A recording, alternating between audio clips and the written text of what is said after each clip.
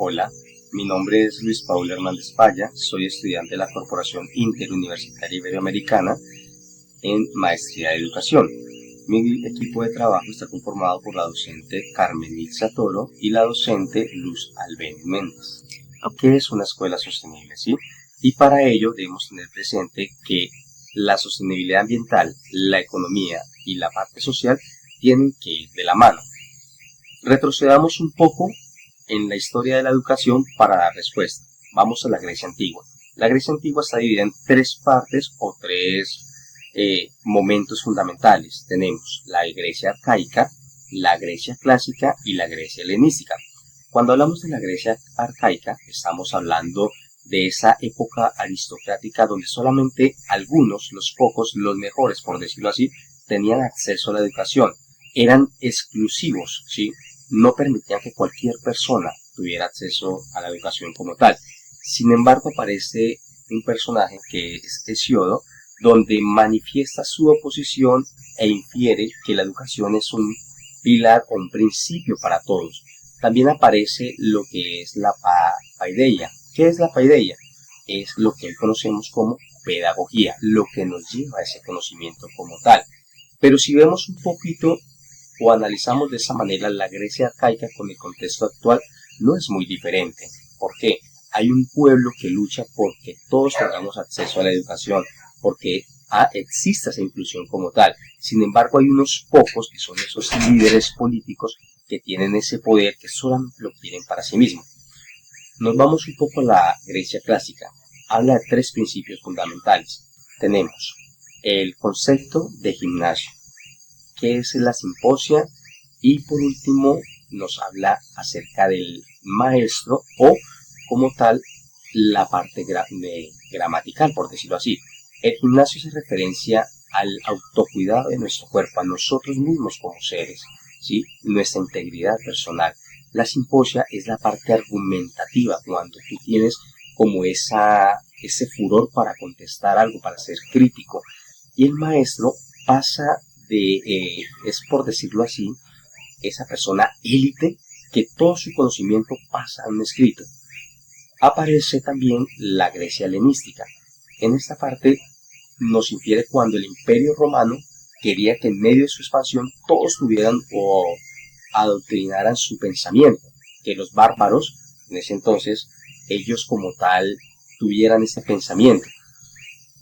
Vámonos a que en ese punto nacen las bibliotecas, ¿sí? Pasa la parte del conocimiento oral a algo escrito. Si lo vemos en la actualidad, o sea, si lo vemos ahora, la biblioteca, ese poder que tenía antiguamente, se ha perdido. ¿Por qué? Por la época moderna, por la tecnología, porque todo lo tenemos al alcance de un clic. ¿Qué se busca o qué se requiere? Que ese conocimiento, ¿sí?, se vuelva a retomar, de que el estudiante lo valore y lo aproveche. La Patria Cristiana. La Patria Cristiana nace en lo que nosotros conocemos actualmente como la época medieval, una época donde el teocentrismo imperaba en todos los ámbitos del mundo y pues que debido a esto también el conocimiento y la educación se vieron permeados por este auge de la religión. Eh, la intencionalidad de la piedad cristiana era dirigir al hombre hacia la verdad y el conocimiento dados por Jesucristo, teniendo en cuenta siempre que la sabiduría, la virtud y la gracia siempre iban a estar de la mano de la religiosidad. Solamente podía alcanzarse después de evolucionar desde este conocimiento religioso. La perspectiva crítica dentro de esta idea tuvo una dificultad o tuvo pues bastantes dificultades debido a que la religiosidad no permitía un cuestionamiento que no estuviera dentro de los canones religiosos, sino que más bien lo que hacía era impulsar este conocimiento diciendo que el hombre que mejor podría servir a la sociedad era el hombre que creía en Dios. Por tanto, la educación siempre estuvo basada en ese parámetro. De esta manera, la escuela sostenible sostenible, o la sostenibilidad de la escuela más bien fue muy difícil de mantener. Con el tiempo las ideas religiosas disminuyeron y ya no se pudieron mantener las mismas estructuras. De esta manera pasamos a lo que nosotros conocemos actualmente como la paideia humanista, basada más en el antropocentrismo, es decir, la búsqueda del conocimiento desde aquellos espacios donde el ser humano había eclipsado o que se habían eclipsado más bien durante la paideia religiosa, buscando en el universo todo aquello nuevo, lo que se quería saber sobre el mundo y sobre nuestra especie. La paideia humanista, junto con Antonio de Nebrija y Heraldo de Rotterdam, lo que dicen es que la educación debe adecuarse a las necesidades de la sociedad. Para ese momento, la clase social en auge era la burguesía, y lo que intentaba la burguesía era saber cómo duplicar su capital económico. Lastimosamente ellos no tenían ese capital cultural ni ese capital político. Para ese momento apenas comenzaba su auge, y por eso empiezan a ver la educación una herramienta para poder sostenerse en medio de su clase social.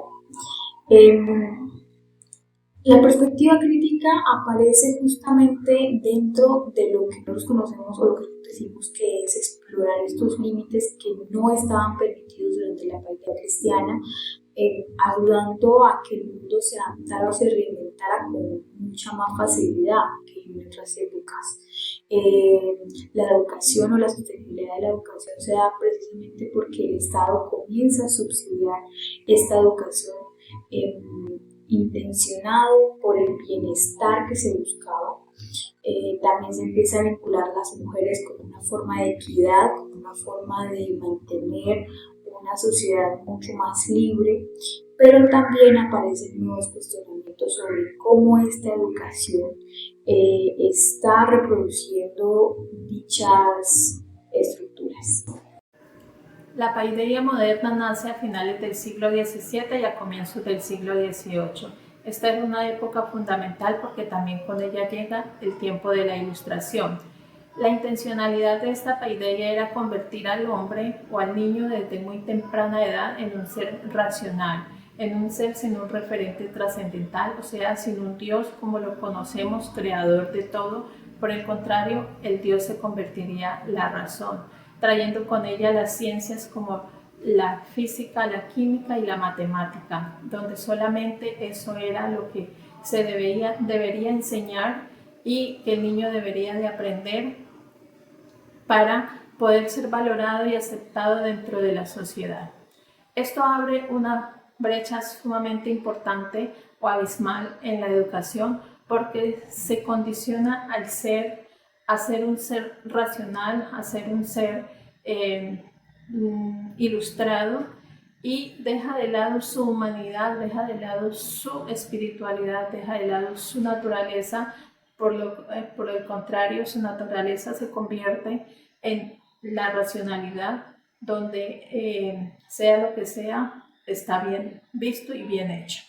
En los años de 1746 y 1827 aparece Pestalozzi dándole un vuelco a esto con una idea donde el centro es el niño y en el saber hacer de este, donde trae la educación pública o popular, o sea, la educación del pueblo para el pueblo. En el siglo XIX y XX, los efectos de la Ilustración aún tienen gran impacto en estos siglos. Nos encontramos aquí con las educaciones de la ciencia, donde las ciencias son el sociologismo, el biologismo y el psicologismo. Estas se convierten en el papel o el patrón fundamental, convirtiendo hacia la escuela en ese pasaporte o en ese instrumento para ellas lograr su cometido.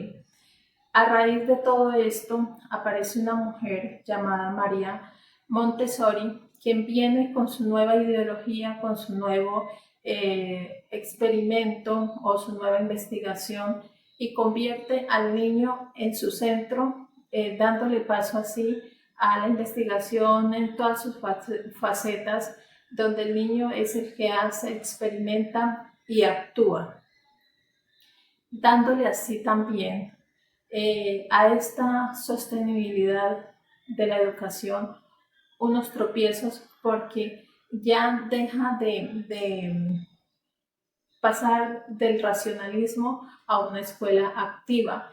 Y a raíz de todo esto podemos ver que en la actualidad cumplimos o tenemos parte de cada una de estas ideas, desde la griega hasta la moderna.